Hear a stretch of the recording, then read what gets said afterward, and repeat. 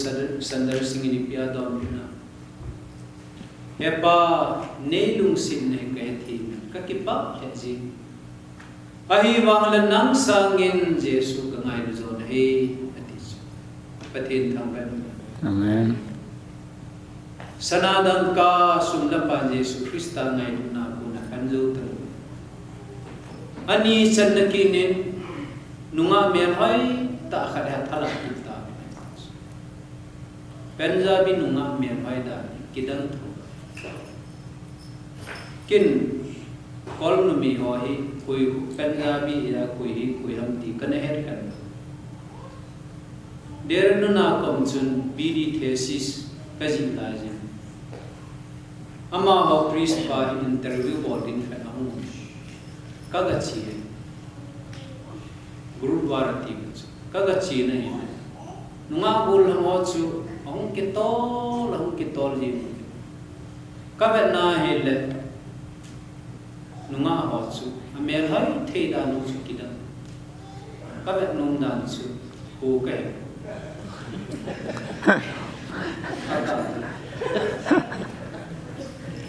te si ho các ki hol do han nang ama hola nunga mel hai pin nu chu a mu ki din sa ne Adi moving yung group ati na lang. But no more. At si all loy bon sa chuchen gaya kaya ele. Sadu Sandar sing hem dinga angen sino iti ay tadan. Iye chun hichi nunga nungi Sadu Sandar sing kome. Kisong tala mo tadan. Sadu Sandar sing Christine na hinay nung si tan natin. Nana po powa hele keita kichen hi keita kichena hele nain ko te no e ni ani nga sumla pa ne lo I masai um lo din nom ta hin koi men de hi chiang su ba sa to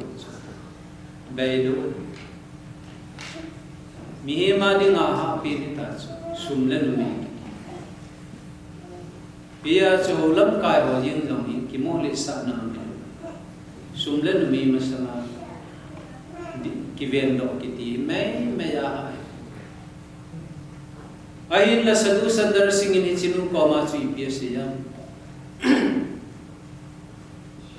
boinu ni lung sin ne ka thi mi ka ki ahi wanglan nang sangin Krista ka ngai zo ei pathin thang Amen.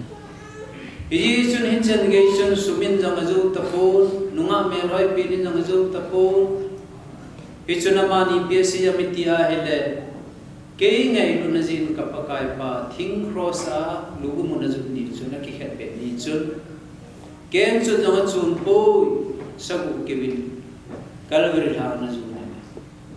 achutia hele Sadu Sandar sing alacha ke masu pa ni pininga ken chu kachuti ati aken chu rasulullah ke kibin lam hin jo kanta hiti chun mun chu mahin ki pan ki ase ko dingin ana kal sugin ana ba ta tibet gama ki pan tu ase ko nga agar ulaj agami te gospel do honi piana bol gamitia amenu bin zela ko Jela koi me yung hilapin asam kola to ka endor pen chen ge bon sana sulta bi neken ni koi ta hichiyong chulung chim nai lubi gamla avar ho men kin bi na ta sa chul ha ni vod hoi na ta sa in pewa hele thisen chalu jung jing ta nahi ichlai ta chun Sadu Sandar sing pathini ngata Epa ichijer suniwan gamnya la disi pijinam katang beti chu pathin thamban Amen. Krista nai dan sukita Pia chu thisen lo nga Krista dingana penjela chu amin jong hi the bleeding apostle of India ti anamin sa India gam sunga thisen lo so sakmi na title na cha in la pat sam kha jo in chi Tibet jela ko ne in tha do tabin Bhutan gama chi kita Bhutan gama chi namun chona men kita win tua bang hi ama hi thimong mong dinga abol ta ko hu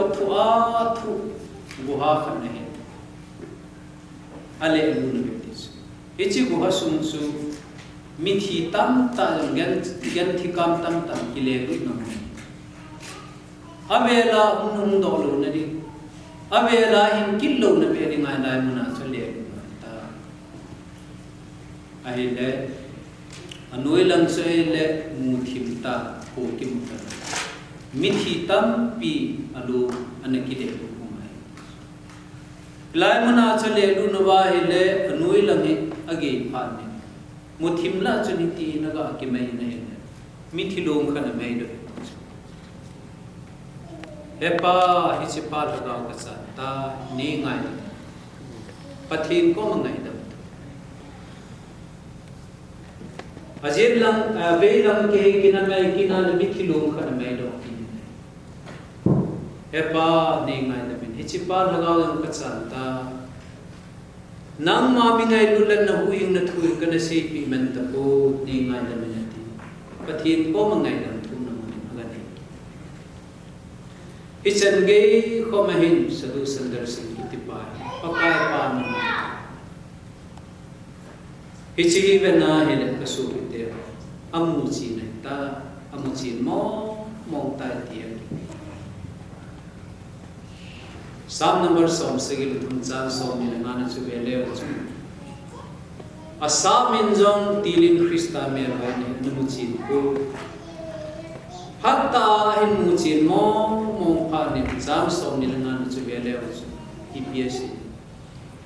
wan munji nga jong ke ki ngai na ding koi ham leisin jong nang sa ma ka de jong ding thil o an ti dai pathin tham ba amen amuchi ta tu ni jong ka so pite ho Krista muchin mo hol pechin mo Jesus sama leisin thil da ma lan jong ding ti ta san mun lo ai tu ni nang Jesus sama leisin thil na ngai leisi thil sama Jesu la niam lo na pai na jam ka koi na ma jam ki holle wan ka mo ni tu ni ni sar sunday mangoben pakai Yesu Krista ho ade thina ko na tho da ne ni hu in hu na ta Yesu amma masang hin ki hulu amma ngai dun nau hi chan ta ti ki te le ama sa na thil dan ngai lu jong na ama sa na ade lu thil khanai chi mang na ma ya paka ni ma na ke mi chon se ni ngai lu na ji na na sang pin no za sa na sang pin na thuwa de mo na sang pin na thuwa kal kriya thi nei to ni nang sa na e ngai lu jani le sin na kin dang ka ni ko epa nai na sang pin na ma pitang ka ti uti tunin ang lunggil sinin pathim ko na kipilun lewan ti pakai binin ka hindi mai aba na hisinu menu hi Jesu Krista ngai na ji a mithilunga ana umnu hi sam som na sigi nei vena hi Jesu na ja nei tong khai jinam tilke ma pa he na chun ka kar to hi ahi sin lang ka su ki ho ja ka sijin ka pa na ho pa ka thin na ho ka thin hi na chun ka kar to ti Miriam Magdalene sa chi asi ho ja chun pakai chu ka mata ti chule aja si thu se asi yon so ala si ji ati lai bana he pakai Yesu Krista missionary dinga angen si na imata alengam na tong dinga angen si na imata si ti so nai chin lang kasu bi ho ka si ti commission so nai mission tia si yu he latin pawa mitto kitia ko na hungkila mahi Sabte transliterate in Bolivin, Mittots mission in Divin. Hichi mission su ipikisina e pawaile do aile so tinai.